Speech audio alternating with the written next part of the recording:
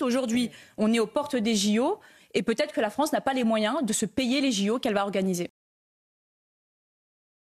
La mobilisation des policiers, en particulier sur cette fonction-là de la sécurité sur les sites olympiques, suppose que des policiers vont devoir se réorganiser cet été. Pas de congé, vous l'avez dit il y a quelques instants, mais surtout une mobilisation des policiers de région vers la capitale ou en tout cas vers les grands sites. Sauf que la contrepartie, c'est une prime que notre syndicat a réussi à négocier dès janvier avec un engagement du ministre signé et écrit.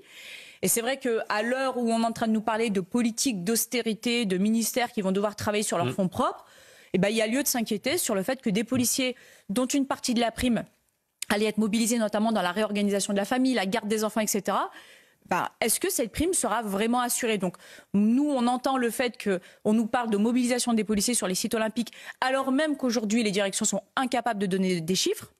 C'est-à-dire que si vous prenez un commissariat, quel qu'il soit en région, il est incapable de dire combien de policiers va devoir envoyer. Donc aujourd'hui, on en est à un point où les volontaires dans la police sont en réalité des désignés d'office. Donc on va envoyer des policiers désignés d'office.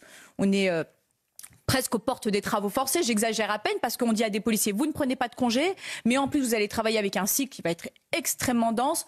On parle de travailler sur des longues journées sans repos. Avec un contexte de menace très fort. Vous n'aurez peut-être pas la prime que mais Linda vous Kebab, on n'imagine pas que pour les raisons budgétaires où il faut aller chercher 10-15 milliards, l'État pourrait revenir sur son engagement pris auprès des forces de l'ordre concernant une prime qui pèse quelques millions d'euros, sûrement, quand c'est epsilon. C'est le trait de plume. Cette prime, elle pèse peu, elle est nécessaire parce qu'elle est aussi un levier de motivation. On est allé la chercher, c'est pas volé. Bien sûr. D'autant qu'aujourd'hui, on a quand même une situation, il faut le savoir, qu'il y a 2 ans, on a signé un protocole avec le ministère de l'Intérieur qui amenait des évolutions budgétaires que l'on n'a pas encore mis en œuvre aujourd'hui. Parce que, je suis désolée du terme, mais on critique souvent certaines nations dirigées par les militaires. Nous, en France, on est un peu dirigés par les technocrates.